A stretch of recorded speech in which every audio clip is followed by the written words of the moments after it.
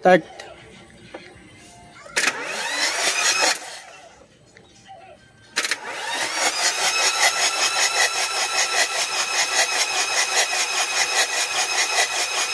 Stop.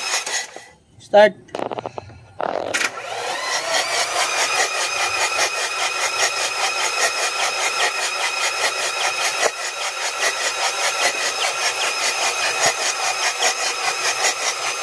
Stop. Start.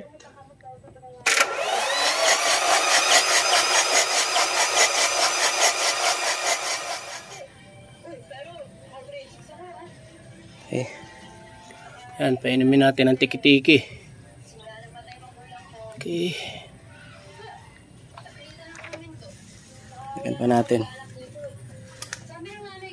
Para iwas kalawang lang siya.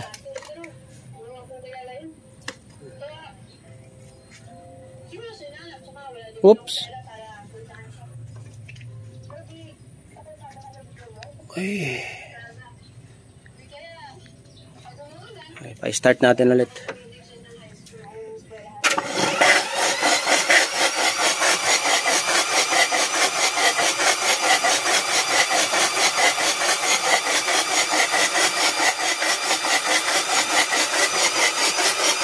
Whoop.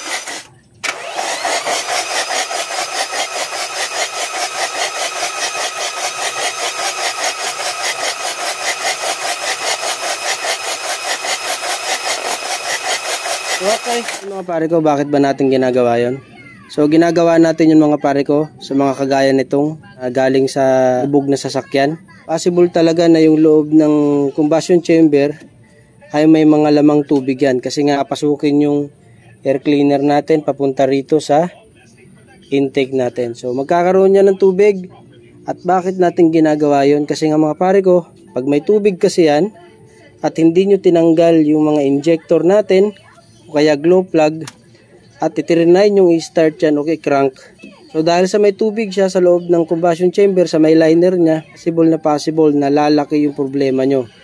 Bakit? Ang tubig mga pare ko ay hindi naman nakukompress. So imagine nyo may tubig yung loob niyan.